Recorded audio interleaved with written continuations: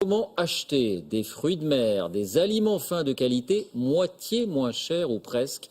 Voici une pratique qui prend de l'ampleur, faire ses courses chez les grossistes. En région parisienne, la route de Rungis est de plus en plus fréquentée. Reportage Anaïs Barre, Valentin Cruard.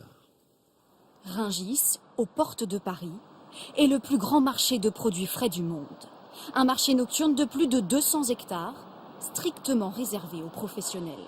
C'est ici que les commerçants, les restaurateurs achètent à l'aube le poisson, la viande et les légumes qui se retrouveront sur les étals de France. Des produits qu'ils achètent à des prix défiant toute concurrence. Le saumon, par exemple, que vous payez au marché à 43,80 € le kilo, se vend à Rungis seulement 35 € le kilo. Ces escargots, à 13,90 €, sont vendus seulement 6,50 € chez les grossistes. Des prix réservés aux professionnels, car la vente aux particuliers est ici strictement interdite. Pourtant, nous allons vous démontrer en caméra cachée qu'il est possible d'aller faire tranquillement ses courses à Rungis. Départ à 4 h du matin. À l'entrée, un simple péage. Bienvenue au marché international de Rungis. Pour 10 €, nous entrons sans aucun problème. Direction le hall de la Marée. Habillés normalement, un cabas au bras, nous arrivons comme de simples particuliers en quête de bonnes affaires. La règle ici, à chaque transaction, les professionnels doivent présenter une carte d'acheteur officielle. Nous nous renseignons sur le prix des Saint-Jacques. Excusez-moi, c'est combien pour le petit kilo de Saint-Jacques? Ça vaut 40 € le kilo. D'accord. Ça vaut 30. C'est tout ce que vous voulez? Oui, c'est bon. Je vous laisse aller chercher votre bon et vous me le ramenez. Super, merci. En quelques secondes, l'affaire est entendue. La caissière ne nous demande aucune carte et nous donne même une facture en bonne et due forme. Nous repartons avec nos Saint-Jacques sous le bras. Direction le hall de la volaille, à la recherche du fameux foie gras. Ici, nous trouvons des fournisseurs tout aussi disposés à nous vendre leurs marchandises. On peut acheter comme ça à l'unité.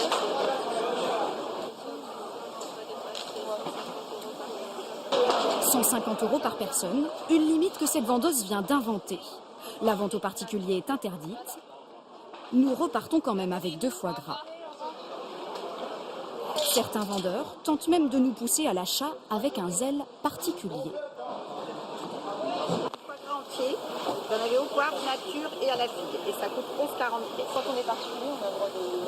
Oui, oui, moi, D'accord. Bon, on va réfléchir un petit peu. Merci en tout cas. Cette vendeuse ne nous laissera pas réfléchir. Elle essaye de nous faire acheter un maximum de produits. Ça fait 300 grammes.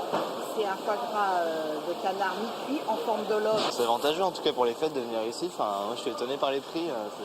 Bah, faut acheter, faut acheter. Et nous avoue à demi-mot que pendant les fêtes, nous ne sommes pas ses seuls clients. Vous avez des gens qui viennent faire leurs courses perso souvent pendant les Bah, fêtes? j'ai une clientèle, ouais. Mais sommes-nous les seuls particuliers ce jour-là à Rungis? En 3 heures, nous n'en avons croisé que 4, mais certains sont des habitués. Vous n'allez pas au-delà du temps, une là, amicale. dans le saumon. D'accord. Et vous avez pas de carte? Non, Non. Vous venez souvent? une fois par an. C'est là où Pour les fêtes, oui, c'est tout. Certains particuliers ont même trouvé une combine pour ne pas se faire rembarrer.